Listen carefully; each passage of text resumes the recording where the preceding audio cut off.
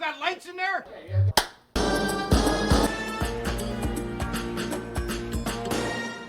NYPD Blue had a sort of an interesting genesis. The prevailing wisdom at that point was that the hour drama was dead. There had been no new hour hits since LA Law, which was in 1986.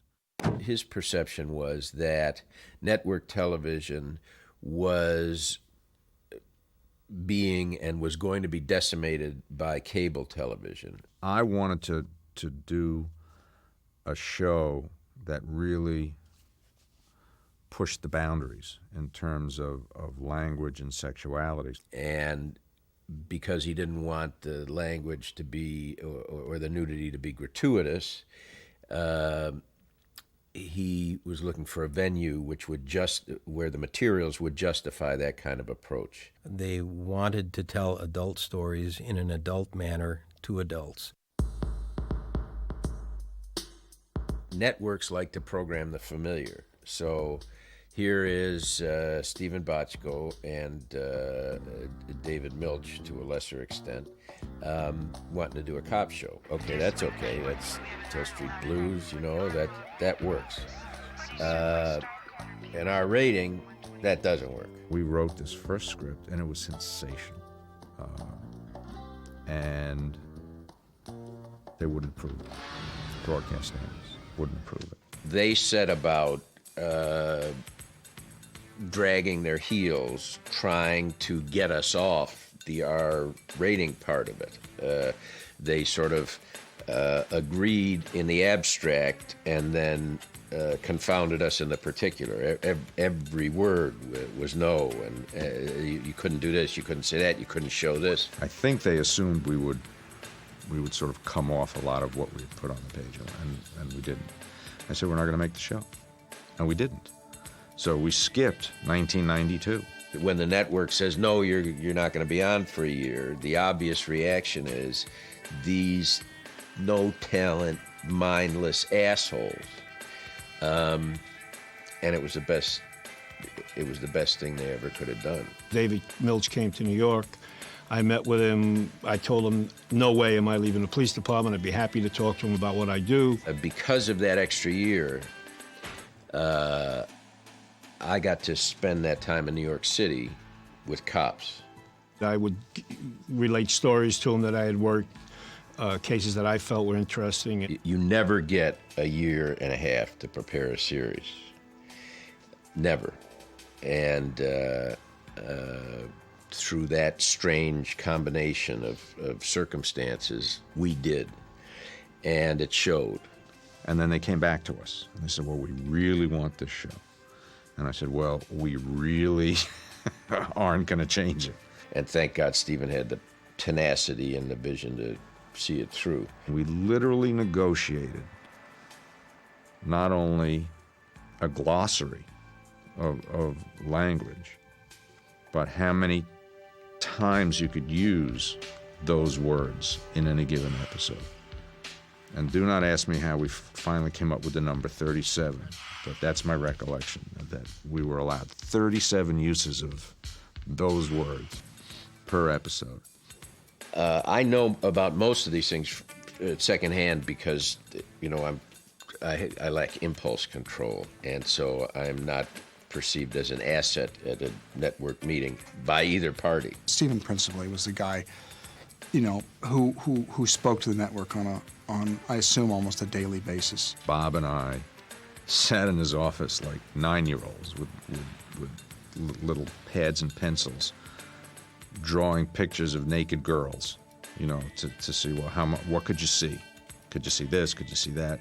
You know, and so we literally negotiated every single aspect of it. Even hearing about that stuff at second hand just bored me to stupefaction, but it had to be done. And once we had that, once I was satisfied that we had something that was very close to what I had originally wanted, and certainly more explosively out there than anything that anyone had ever tried, I signed off on it. Detective Sipowicz, please tell the court how you came to arrest Mr. Giardella. This past August 27th, I was routinely surveilling the defendant because he's a known felon. During the course of the surveillance, I observed the defendant's vehicle have a flat tire. It was so solid on the page, and whether it was the locations that we were picking out or the set that was being built by Paul Eads, the production designer, or the cast as it was filling out around David and Dennis. And Bill Clark, who is terribly important to this enterprise. Bill was really my right-hand person out there because I go, I don't want any holes in this. It's just the way it was done. You know where Alphonse Giardella is? No. The good thing about this show was right from the beginning, Stephen Bochco and Greg Hoblet said that if I said that's the way it would be, that's the way we would do it. And if it wasn't going to be the way they directed it, I kind of come up with a way where they would get the dramatic effect, but stay real. Tell Giardella that John Kelly wants to see him. That was the big difference, I think, between this show and a lot of other shows. You want to get in some trouble? I'm up for that. Because the show lived at a level of detail that really hadn't been experienced on television, I think, ever. The audience invested with confidence. The first season, with the controversy about the nudity and the strong language, I was not that much invested in the nudity. Not that I'm a prude, I felt from the storytelling as a cop, the language was something that you really needed. Go on, laugh at me now! Get out of here! Laugh now, you dickhead! Get out of here! Word of mouth started getting around, and people were freaking out. The affiliates, station managers, advertisers. We didn't even have an ad between our main title and the first act that first year because there were so few advertisers who were willing to step up and get involved. Jerry Falwell, the religious right. He spent $1 million probably in newspaper ads in every major newspaper in America, calling us perverts and worse. And of course, he hadn't seen anything. The irony was that you just couldn't buy publicity like that. The P.T. Barnum understood that if you said you can't see what's behind the curtain, that's all anybody wants to do.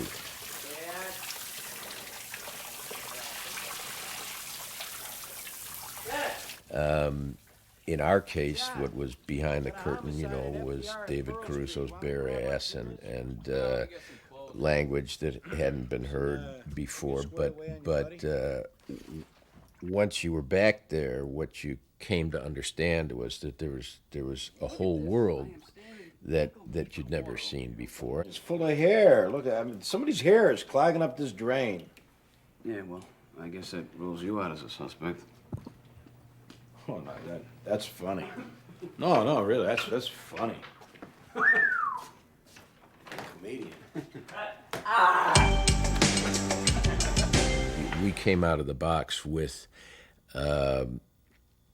a really coherent sense of what the entire arc of that season was going to be. And when you're trying to get an audience to invest in the world of a series, Hey, I brought dinner. the implicit invitation is there's more here. Where's the separation forms, Johnny? The more you get to know these people, the more interested you're going to be, the more you're going to like them or dislike them. Where you hiding your liquor bottles these days? I was 12 before I realized that wasn't what the saddlebags on my bike were for. I had always wanted to do a police show that was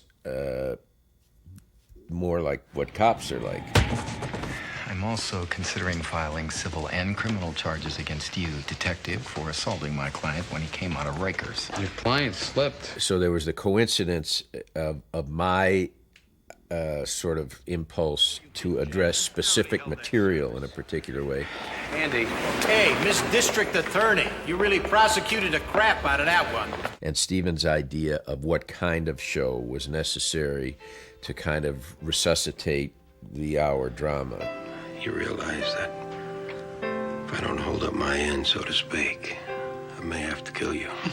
So he kind of came at it from the macro perspective, and I came from it from the micro perspective, which is actually very good for me. Usually I'm sub-micro or microscopic. I realize how you feel about him, John. Both of us know where Andy is right now. He's on a bar stool at Patrick's getting loaded. One of the things which I think is true of cops, but is certainly true of our show, is the extent to which what looks to be a drama of the workplace is in fact a family drama. This has got to stop, Andy.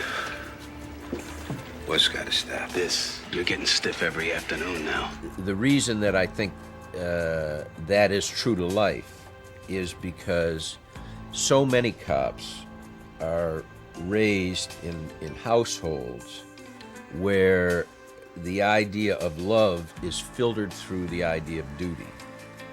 That is, cops are emotionally stunted. You know, it just seems that no matter how much you feel about someone, you never really get it squared away, you know? And mostly what they're trained to do in their family is to serve. I'm sorry. You know, I wished I could have helped you more, you know? And it was in that dimension, really, that Bill Clark was such an asset for me. When David was coming to New York to research the show, he asked a couple of them who to see as far as detectives, and it happened that he went to two guys, both of whom knew me, and they recommended me. Bill was the archetypal caretaker. He was raised to take care of his grandma. He called his mom and dad every day. He lost a brother and felt always that it was his fault.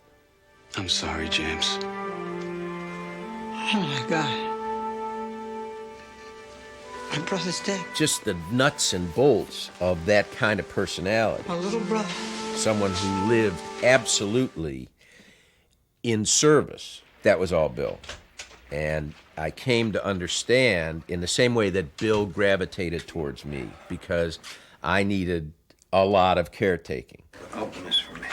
I could see Kelly gravitating towards Sipowicz. You get home all right? Yeah. It used to be that such a high percentage of cops were Irish or Italian, and the Catholic Church figured in a large way in their psyches. They believed by definition that they were unworthy, that they were sinful, that they were fuck-ups, and that the only way they could purge themselves of their shortcomings was to serve an institution. Presto, cops. I don't know what to do with this thing. I don't know how to help you. I'm gonna be all right. I killed Angelo Marino and his driver. I got to see Kelly's shortcomings, even though these shortcomings, when you see Bill's shortcomings, they're in the context of such a heroic, great soul. I don't know, man. I'm just struggling with her giving herself up. You know, she did what she wanted to do. You can't live other people's lives for them. Now, most cops, the job wasn't enough, and it was called the job, capital T, capital J, and so they drank. Leanne hurt me twice. Because nothing was ever enough. I hate you, Dad. It was never, if you saved one person's life, there were two people that you didn't save. What you said yesterday, I can't disagree. I've been holding you down, making you look bad. No, that's not the point. You stop drinking, you get a little help for yourself. Hey, you get to a point the hand's been dealt and played. And so that internal voice which said, you fucked up, you're no good, began to express itself either through alcoholism, which was never addressed on the job. It was regarded as something that came with the territory, or through racism. I think you're an asshole. I think you're an asshole. But that hasn't affected how I've treated you on the job. You really believe that? Yeah, I really believe it. You guys make me laugh. Now, what guys would you be referring to? Black bosses. Well, that didn't take long. Which was a way of dealing with a sense of inadequacy and guilt, where you had to make a difference between yourself and those who, for one reason or another, you either could not help or who would not be helped. You guys live inside the books. You act like machines, you know? You don't like somebody, you go after them like robo-hums. Well, you think we might play it close to the vest because we know people are watching for us to mess up? Oh, it makes you nervous, doesn't it, huh? Somebody always looking over your shoulders, waiting for you to make a mistake. Or it filtered through an antagonism toward the boss. The job was sacrosanct, capital T, capital J, but the boss was someone you could hate. Just how exactly do you figure I tried to screw you, Sipowicz? I've watched you crawl inside a bottle and set up housekeeping. I've watched you carry on a private war with some hood that made you crazy for reasons I will never understand. The truth is, I've cut you slack because you were a good cop. And there is a category of cop, there were more of them in the old days, who were called boss haters. Sipowicz was a boss hater. There's a difference between dry and sober. Hey, look. I just want to be able to do my job, huh? I don't want to have to transfer to another precinct. I don't do good in new situations. I've raised that kid. Raised who? Kelly. So all of those unresolved family dynamics were transferred to the workplace. You're like a father to me, man. I was able to draw on my own experience in that context materials that had been inaccessible to me because I felt it would be disloyal to tell a family story. I became able to draw on, by dislocating all of that, into work on the show. Nice catch. Yeah, well, I'd rather be lucky than good. How about being boss? Great job. Thanks.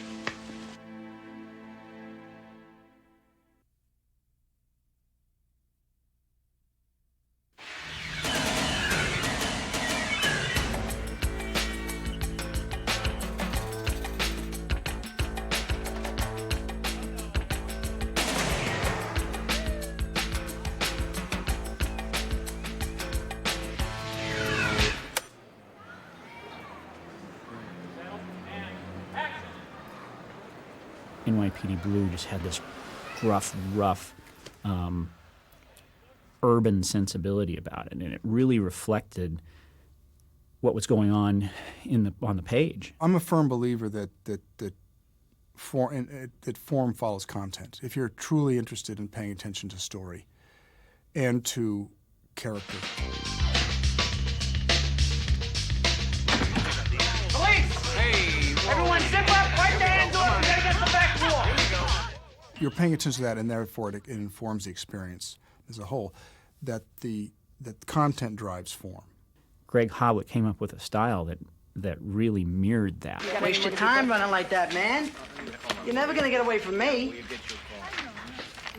Thanks for your help, Martinez. You got real moves out there. I escaped a lot as a youth. It made it just striking to look at. Come here, Kelly. Stephen approached me about NYPD Blue, and my feeling was that I didn't want to do it. We had done what I considered and the best cop show ever done in Hill Street Blues. It just was, how could we improve upon that unless something were pretty fundamentally different about the approach, and not just in terms of storytelling, but in terms of style and look and feel and smell and the essence of it all. Action! Police! Everyone wipe off! Greg Howitt, in his way, was as much a creator of this show as David or I, because he brought such an energy and a visual style to the show.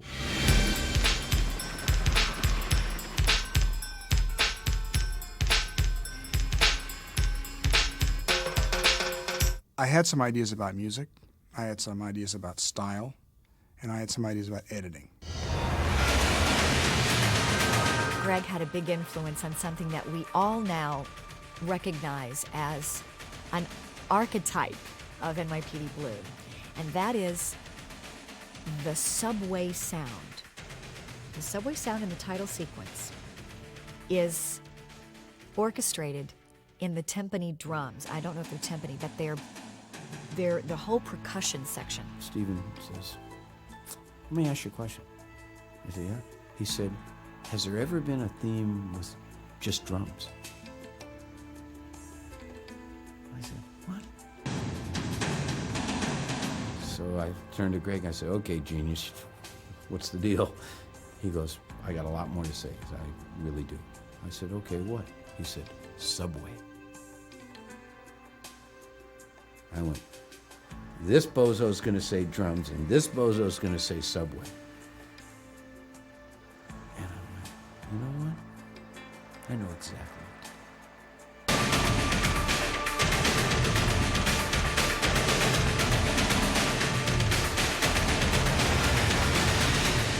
what That opening main title is as thrilling a 60 seconds of music married to visuals as I've ever seen on any show ever. There's also a commercial director by the name of Leslie Decter, whose use of the camera I had really become quite attracted to watching some of his spots.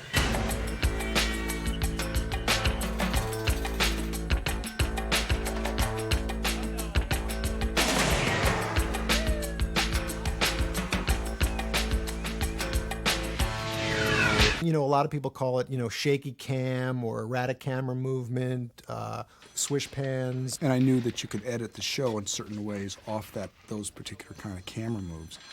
What was that? New suspect in that liquor store shooting. And with the idea of the music in certain ways punctuating cuts.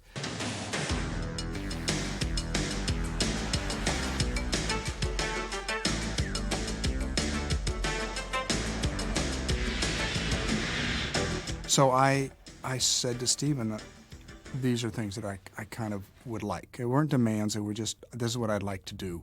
I so admired Greg's integrity as a director that while I would argue with him sometimes about choices he was making, it never occurred to me to say, you can't do that. He was great. He just said, I'll trust that this is going to work out. The whole notion was that the camera would be an active participant in the proceedings. It wouldn't be just a passive recorder of what was going on. And if the scene had a very quiet demeanor to it, a very quiet essence to it, the camera would be relatively quiet and just be there and move when it needed to move and give it a little bit of life, but not be in any way active. Initial here to show that you declined legal and union representation while you were giving the statement.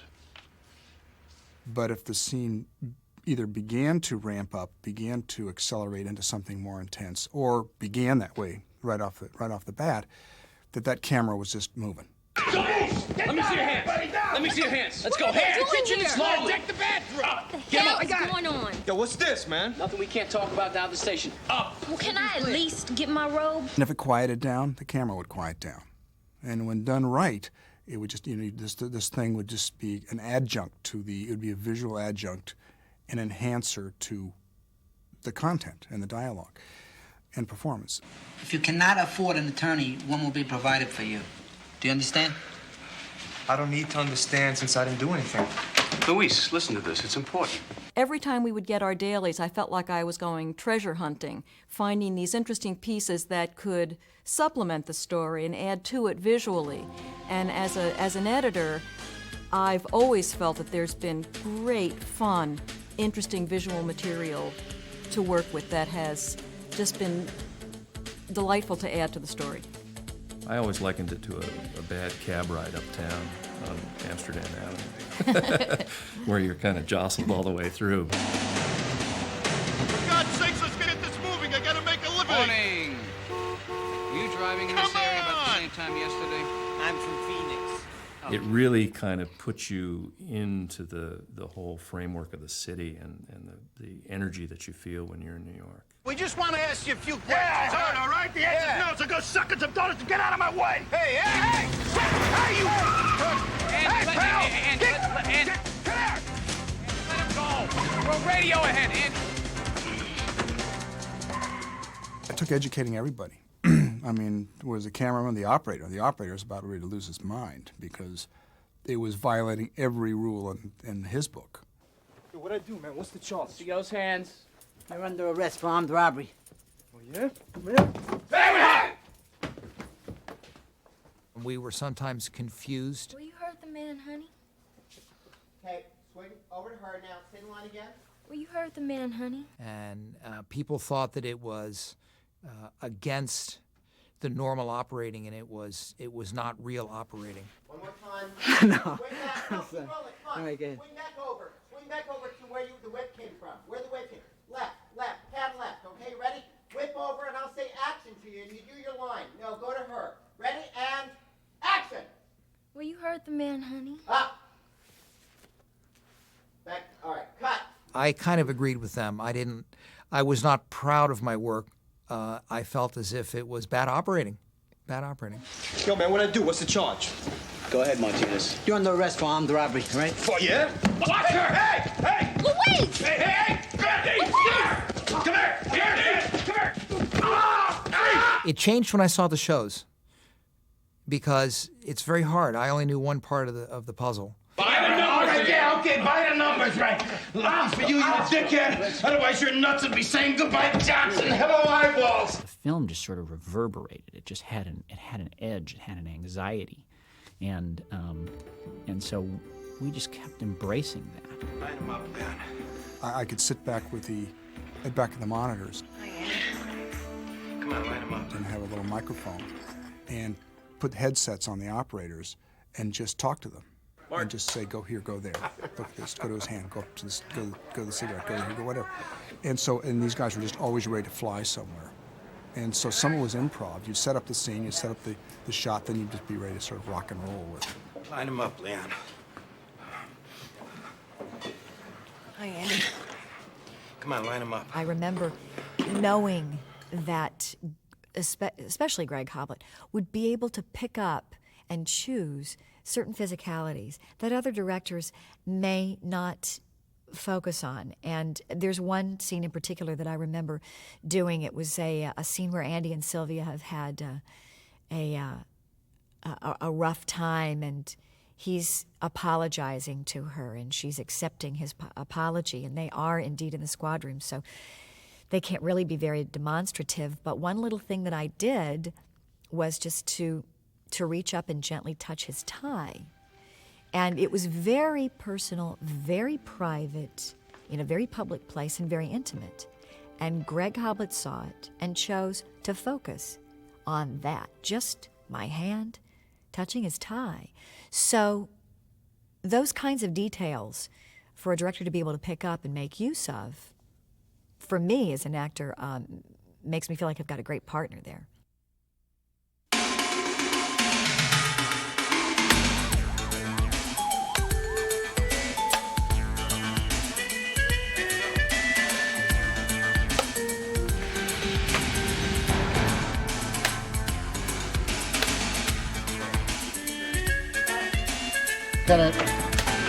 The fun of casting and the magic of casting is that it is a real process. It's a process of discovery.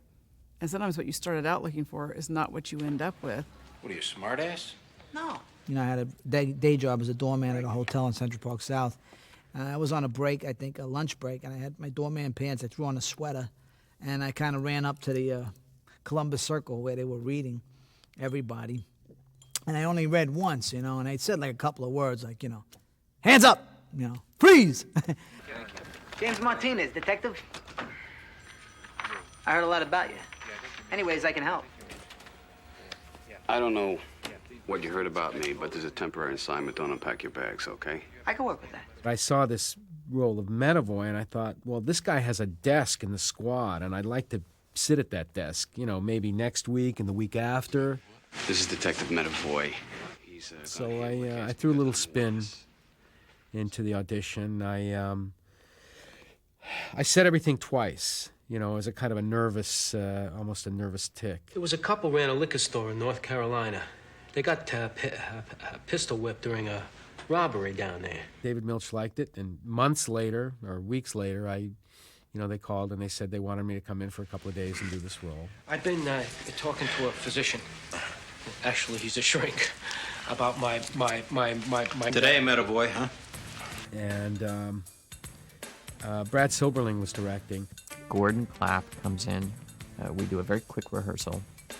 I start shooting, and I feel so awful for this actor because the stutter is coming out. He kept asking me to do it again, and I did it again and again and again. And I go, take 3, take 4, and the stutter keeps coming out. And he got into editing, and he said, you know, this guy has a terrible stutter, and is there any way of cutting around this? I'm doing my best to try to get past line by line the dialogue so that I can cut together a performance. And then later say, guys, who did you cast? You have somebody who has a tremendous impediment here. Like, the editor knew enough to say, well, you know, I think he does that as a character. It was like 2 days later, and he came up to me and he said, yeah, somebody should have told you about the character. And I was like, oh my God. But there was no Bible on the character at that point, so nobody really knew, nobody outside the production knew that this guy had a stutter. Is he okay? I'm sorry, this is Detective Medavoy. Pleased to meet you. Gordon Clapp and I met, and there was just an instantaneous, we just had instant chemistry. I have this introduction to her where I'm completely tongue-tied and nonplussed, and I thought, well, they've got to do something with this. Donna, Hi. you still going skating after work? Yeah? Could I go with you? Great. Gail was like this delicious little, well, her character was great. She was great to look at. She had a great storyline. So I think that she, had an immediate popularity. Just crumple 2 pieces of aluminum foil and stuff them in your undershorts. It defeats their sensor rays. It was catching a train that was already, going. And so you really had to, hit the ground running when you stepped on that set. Because they were so good. My problem is that I think I'm in love with you. I read for Sherry Stringfield's part, and didn't particularly click with the material. It was Stephen Bochco, David Milch, and Greg Hoblet in the room. And I was just irritated having to be, I just had all this attitude. I don't know where the hell I got it from.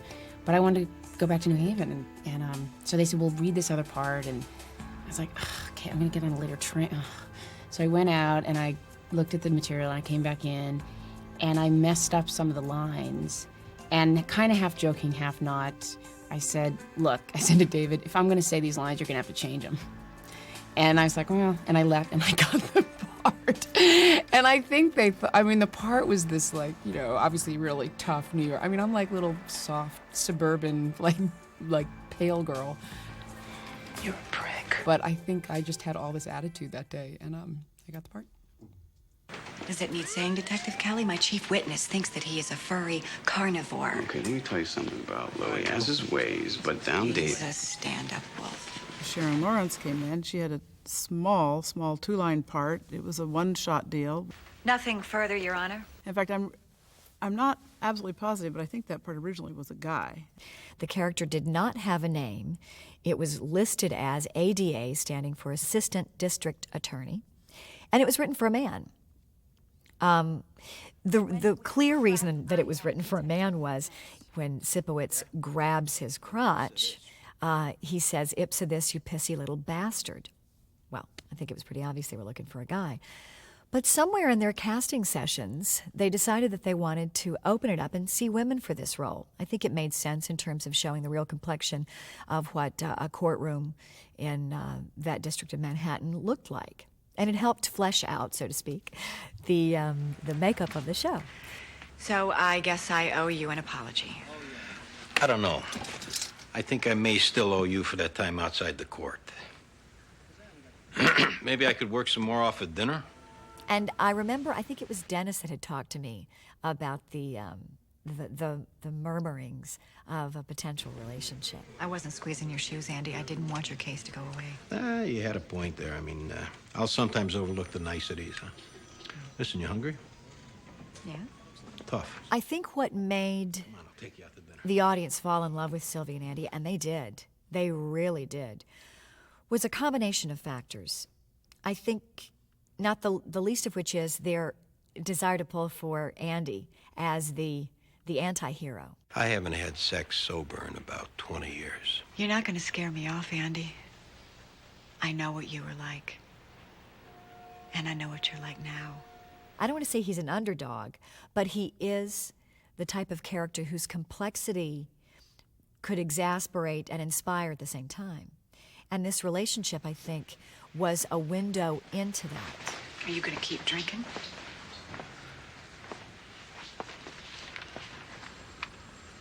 I don't want to, no.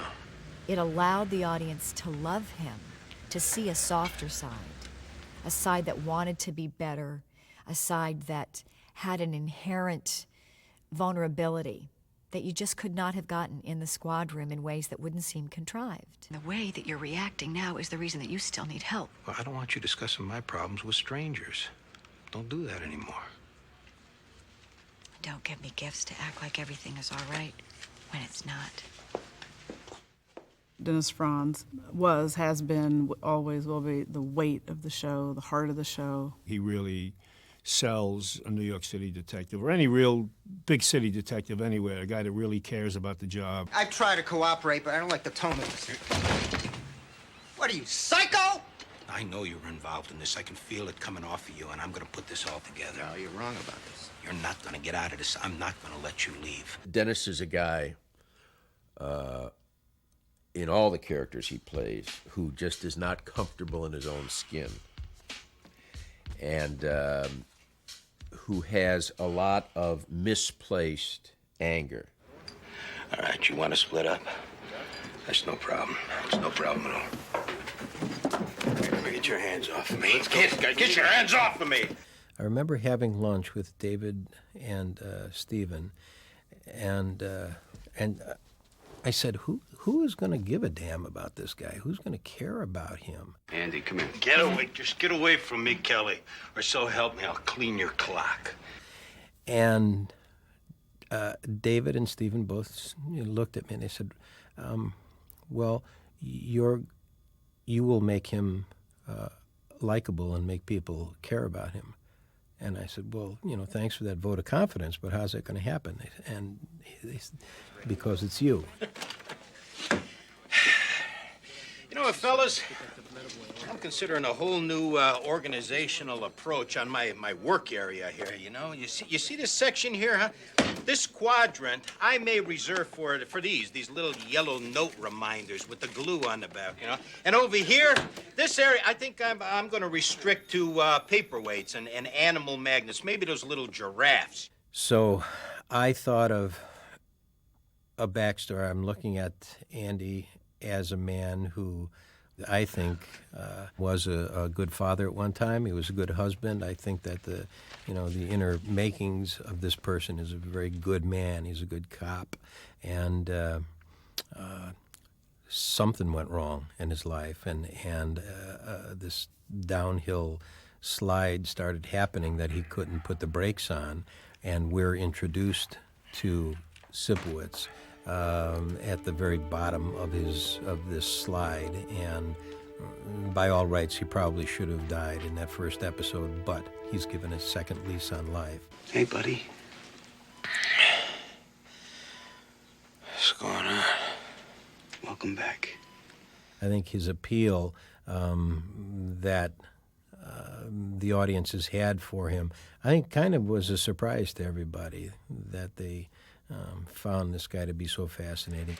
Once or twice each calendar year, justice does not prevail. Now, on the bright side, my own point of view, I may be keeping company with a blue inner tube, but I wake up sober every morning. I don't feel like I got hit in the head by a Cessna. I'm in the running to get my job back. Plus, a buddy saw me through some tough times. So who's got it better than me? Then the show certainly became about two detectives. Hold on. Kelly. Kelly. Instead of one main guy and a second banana. Okay, I'll be right there. going Andy, I gotta take a rain check on dinner. I thought David Caruso was one of the most interesting, fresh faces on television. I'll stop pulling my weight on this, all right? Yeah, that's why I asked you. I keep very close tabs, you know. I figure I carry you for another 3 or 4 years, you're going to start owing me. We developed a great chemistry between those two characters. Professionally, what he had accomplished with that character, I thought was really admirable the first year. Judge, how's it gonna look, you giving the guy who killed his kid 14 months and then putting him in jail, too, because he made you wet your pants? We govern by law.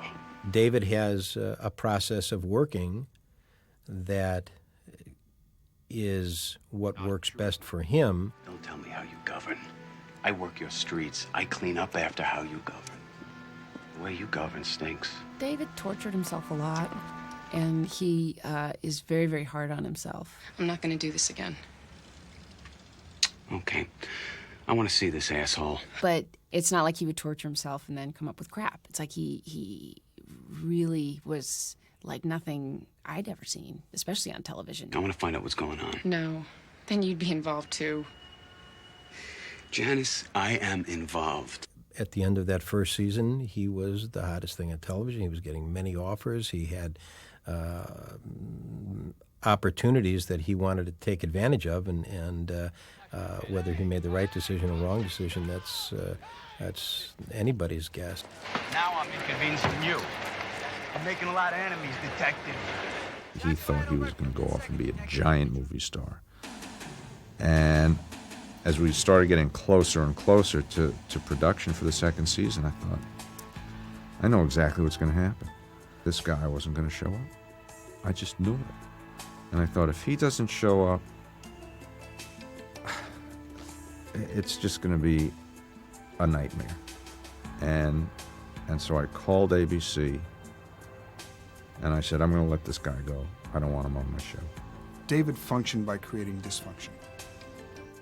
And it certainly made for a very tough set to be on sometimes, and a place where people come together as a family and need to take care of each other, much like two cops need to take care of each other, you know?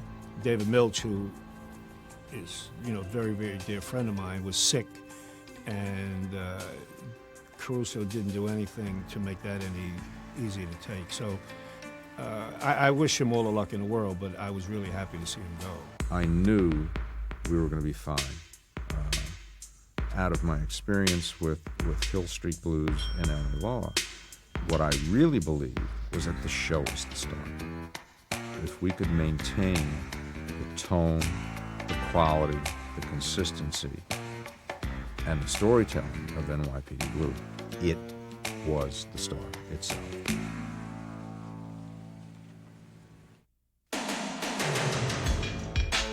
You don't owe me dick, all right? Tell him it's Lois, dickhead. I was bald all night. If you got it in your minds that I'm going to be cooperating with you, then your minds must be up your asses with the rest of your heads. Hey, Gina, you eat with that mouth? Left now, you dickhead! When one of my friends saw the pilot, he says, I believe that's the first time I've heard dickhead on television. In the police department, we do get down and dirty with people. There's a lot of people that we're dealing with that they need to be told pretty strongly what we're trying to convey to them. Are you going to charge me or release me? I may smack you in your face, you little turd. You ask me that one more time. Dickhead, all right? I don't want to be charged or released. What are these, new sneakers, huh? What happened to the other ones? They got covered with blood? I was just hoping that we could get past the groundswell of opinions that would be out there as far as doing this on network television. Did I miss something? Yeah. Me getting my balls squeezed. And my name's James, you little piss pot. They wanted a deal. You didn't give him anything. I didn't give him a dick. If this show was totally realistic as far as the language goes, people would really be complaining, you know. Back then, we had an Irish department. Oh, we had some Guineas, we had Jews, we had a few niggers, but it was an Irish department, and this city was livable. In terms of the language that was so extreme, that infamous scene at the teaser of the pilot episode. Hey! Ipsa this, you pissy little bitch! The fact is, it revealed more about his character and more about her, meaning Sylvia, than if that word wasn't in there. That would be Richie Katina, who said to let Jerry know that he spent Christmas Eve bouncing around in your gunya. I'm unfamiliar with that terminology. When the networks heard me talking about her gunya, they said, "You can't say gunya on TV." And we said, "Well, David said, that why can't you? That I made that word up. That is not a word. That's nothing." They said, "Well, you can't use it on network television." They said, "Well, what?" He said, "Well, it sounds filthy coming out of Sitwitz's mouth." Oh, well, in that case, put it up your ass. I think by pushing the envelope and taking chances, a lot of the American public realized, you know what? This is what I hear at my workplace every day. This is what I hear on the street every day. It might not be the way I choose to talk, but it's the way it really goes on out there. Charlie, you're talking like an asshole. I think it's loosened up a lot of the drama on television. Listen to me, John. If I wasn't really rich, I'd be an asshole.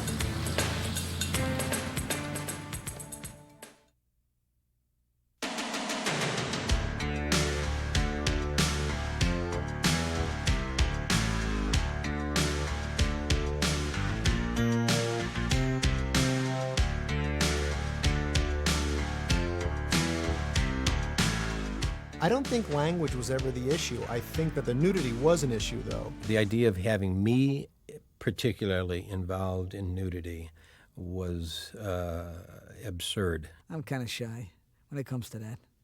But if I had to, I would have showed my butt. I thought, well, this will never come to fruition, that I had to sign a nudity clause. And I said, it's to no avail to me, because I know what I look like, and they're not going to show that on TV. I really went from my gut in terms of, am I going to be taken care of in the situation? And I knew that I was, so it's like, let's go for it. There were certain restrictions on what we could show of the body.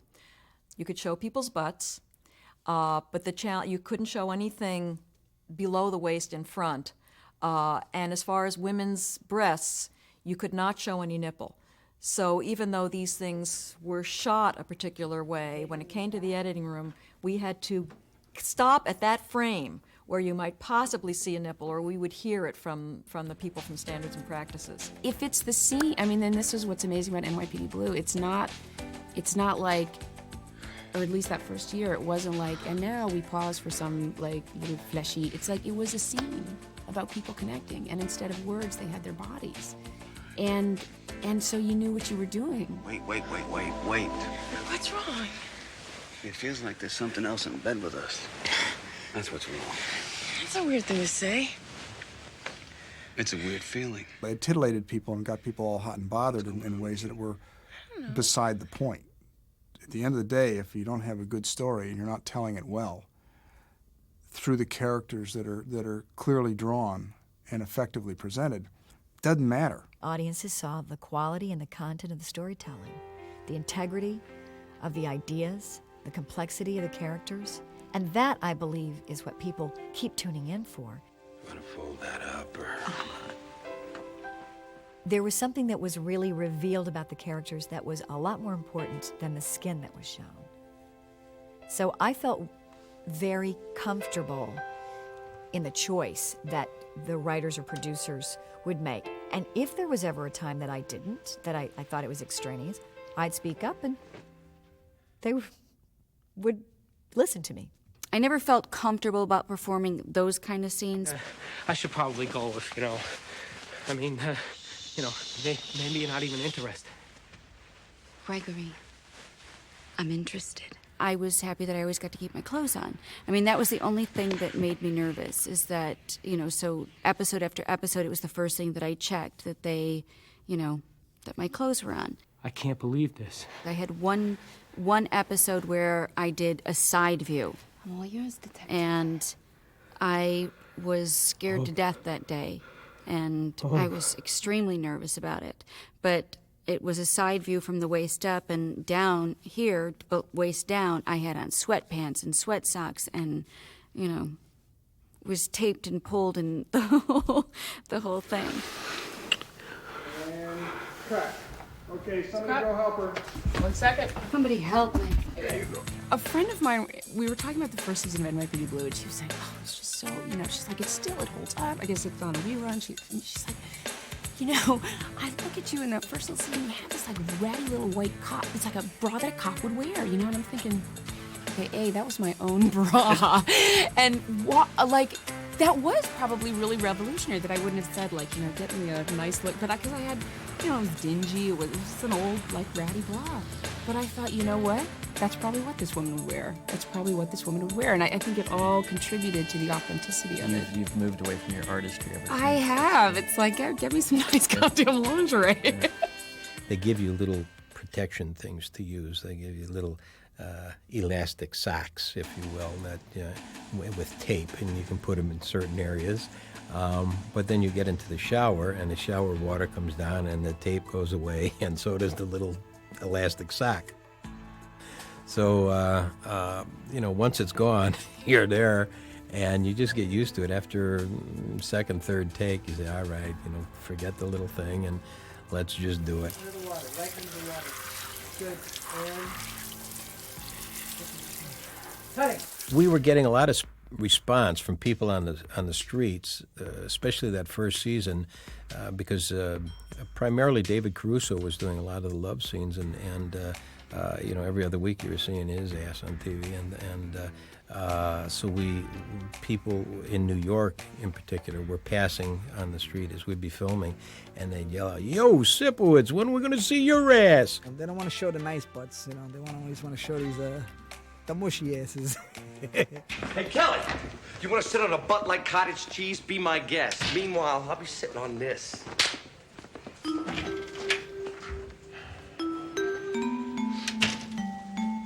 Gotta admit, Lieutenant, guy's got a hell of a muscular ass. I can remember watching this show the first time and seeing the New York City Police detective sheet pop up. It just struck me, and I realized up until then it was all, you know, we're making something, but when you actually sit home in your living room and watch this thing unfold, it was really made a big impression on me.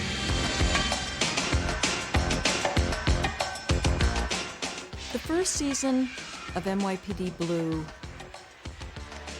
was a great beginning. I enjoyed coming to work every day. I knew that the stories were going to be great. I knew that everyone was involved in a wonderful experiment, in a sense. I'm sorry, I got somebody. And it was fun because every episode you would learn something new, and it would give you, it would make you brave in terms of trying the next thing and the next thing and the next thing. And it's like, wow, we can do this. Wow, we can do this. Wow, we can do this. And it continued to just allow you to be more aggressive and be more provoking photographically. Art. We were all in New York together when the second episode aired. The first had done incredibly well, but as they say in movies, you can buy the first weekend. You can buy those grosses with marketing. The second outing is always the truth teller. And I remember standing with David, and it was on that first New York trip. We were all together. We'd all gone to like an Irish bar the night before, watched the show, and the numbers came in the next morning, and I saw him actually take a step backwards because he knew it was like a big moment where he suddenly knew the responsibility on his shoulders because the numbers were big. And I remember him looking at me saying, "Oh God, I'm going to cause so much trouble." So there was a spotlight now on the show, and it was the darling of almost all of the critics, and it was such a popular success, and so that created its own set of stresses.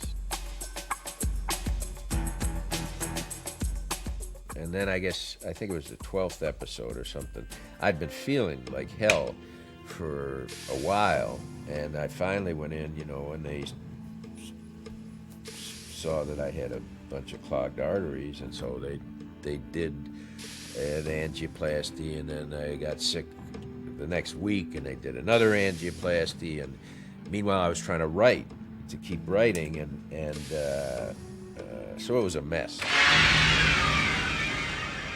If NYPD Blue had been the first show I'd ever done, I don't think I would have survived.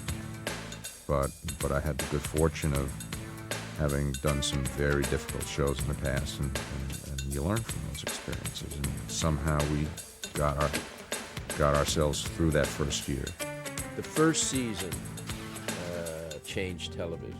I promised my boy at his grave I was going to give him some justice.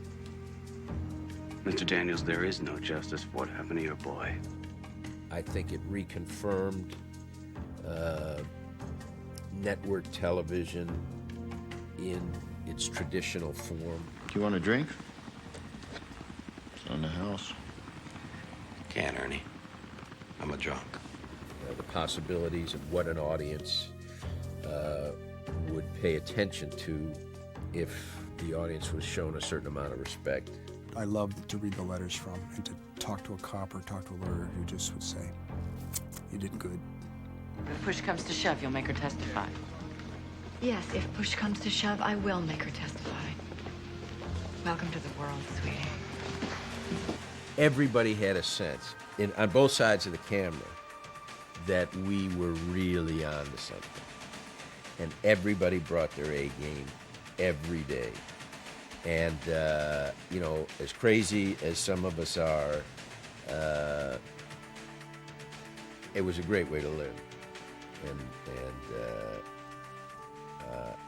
I'm awful glad I got the chance to do it.